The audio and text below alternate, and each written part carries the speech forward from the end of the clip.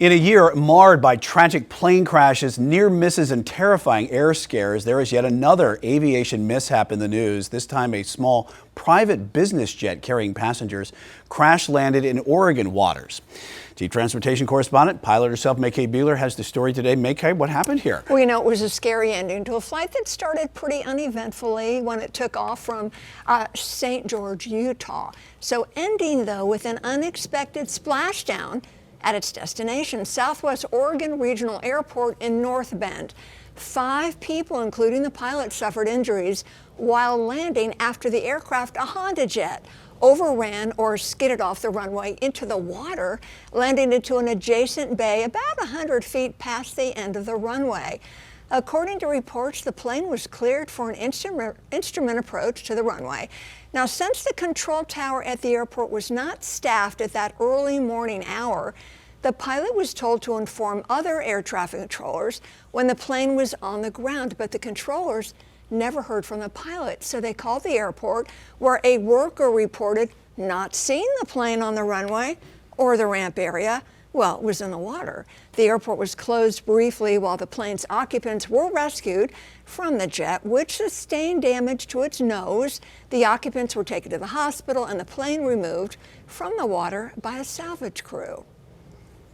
Now, the NTSB and the FAA are investigating, as you can imagine. Absolutely, and certainly a very scary situation. And as a pilot yourself, I know you've flown for years. You have flown this HondaJet before, or you know a lot about it? I know. Tell me about it. I'm blessed to know a lot about it. It's a great jet. It's quite famous. It's the farthest, fastest, highest flying jet in its class. In fact, it was named one of the coolest things ever made in North Carolina. Wow. It's produced by the Honda Aircraft Company just up here at Greensboro's Piedmont Triad International Airport. Okay.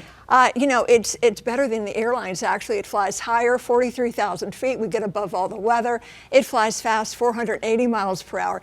I can go on and on. It's a wonderful aircraft. However, you need to know the Flight Safety Foundation, Aviation Safety Network reports, and AvWeb have reported there have been 26 such events of going off the runway, with this incident, or this accident, I should say, being the 9th overrun in the last 2 years. So you think, well, gosh, what's causing this?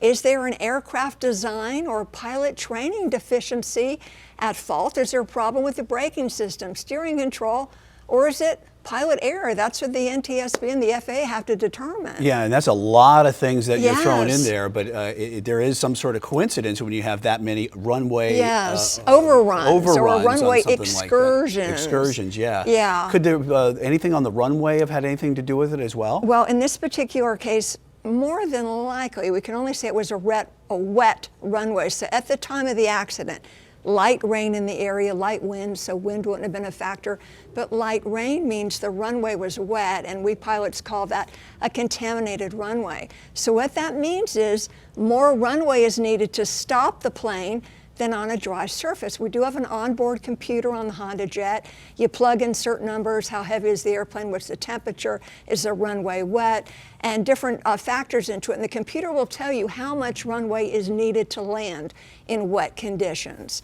Now, this incident or accident happened on about a 6,000-foot runway, and as long as the pilot touched down in the touchdown zone and immediately braked, there shouldn't have been an issue. So again, the NTSB, is it a mechanical error? Is it a pilot error? What's going on here? All that will be told by the black box and the other recordings that you will get as far as what happened with the airplane. We do have an onboard computer that tells everything that's gone on, that's happened. So, you know, we'll see. The fact is that it seems like it's happened a lot with this particular airplane. So, you know, we're going to see what happens. You said it's a great airplane. It's built in North Carolina, which you have a lot to be proud of here at the first in flight. But there have been some incidents here, so that's something to be taken a look at. More than you would expect. Now, there's lots of analysis and data for commercial airliners, not so much for small business jets like this. This is a light jet. So there's not that much data on it, but you can go back and look at the accident reports. So we shall see. 5 people. We don't know the severity of their injuries. Hopefully not too bad, but that's pretty scary when you end up in the water. Oh, absolutely. Yeah, and did the wet runway have anything to do with it, or was it just a mechanical failure? You just have no idea. But should private flyers be concerned about flying with private operators? I'm going to say no as long as you do your homework. Now, from my limited understanding of this situation, this was owned by a company. Perhaps Flying Business Associates. I don't think it was a company that hires you out. You want to take your son to Aspen, you could hire HondaJet to do that. That's a tough airport to fly into, by the way. Oh yeah, very steep decline going into that airport. Oh yeah, and I've been in there in the HondaJet. I have flown the HondaJet in there. I can tell you, it's a very special approach. I'll show you a picture later. Okay. But anyway, if you're going to fly with a company, just make sure that the airplane is registered, the pilots are registered, there are no problems with the FAA. But typically, no, private flying is safe.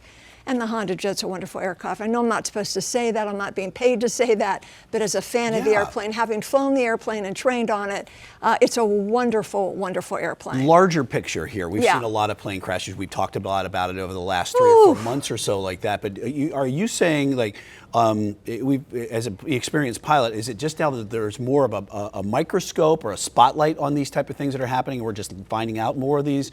Or is this just a normal occurrence that's happening with all these plane crashes? I think what you first said, it's under the microscope. We're all hypersensitive about this. A lot of people are scared. They don't know if it's safe. It's just that a lot of things have happened all at once, and then you can go a very long time with nothing happening. This is what I feel that it is. Yeah. So hopefully it's going to stop, and thank God nobody died in this situation. Hopefully no one's been hurt. And absolutely. And the next time that something happens to the news like us, we're going to be all over it. Of course. Talking about it. We'll be talking about it. But it's happened all the time. They do happen all the time. It's just that lately, you know, with the collision over the Potomac, that was the first deadly accident for an airliner in the United States since 2009. So that was a big one. Then we had all these other things that happened as well. So. But also, like when you're talking about what happened here in Oregon, you're saying that there wasn't too many people that were on the ground as far as air traffic control that early in the morning? Right. So we do have part-time towers. We have towers that are staffed 24/7. Air traffic control towers. We have some airports with no air traffic control towers. This one had, I believe, a part-time tower because according to reports, it wasn't staffed that early in the morning. So part-time hours, typically that maybe open at 7 in the morning and close at 9 at night. It just depends. This happened at 6 a.m. in the morning. So it wasn't staffed according to reports. So what happens is if I'm shooting an instrument approach in there, I'm talking to air traffic controllers in another center somewhere. And if they were at the airport, they would know when I landed, and then they would open the airspace to other aircraft that are shooting approaches. We're in the blind. It's not exactly Chicago O'Hare Airport. It's not right. It's a small Bend, regional airport. So when an airplane is on an instrument approach, that airspace is closed just for that plane and that pilot. And when they land, and they need to know when they land, then they can open it for the next person to shoot an approach to come into the airport. It's not visual, it's all instruments. So that's why the air traffic controller said, hey, give me a call when you're on the ground, but the pilot never called. The pilot's in the water. Oh boy. You know, God bless, you know, but someone said, no, I don't see it on the runway, I don't see it in the parking area. It was in the water. And we understand that one person's still in the hospital right now after all yes, this. yes. So I'm sure more details will emerge. The investigation by the NTSB and also the FAA. So looking forward to that happening. And of course, if you're flying to Aspen, it's always going to be some great skiing, but always white knuckle it when you're going into that airport at Pitkin County, right? I know that very well. All right, thanks, Maycay, Chief Transportation Correspondent and pilot herself, Maycay Beeler.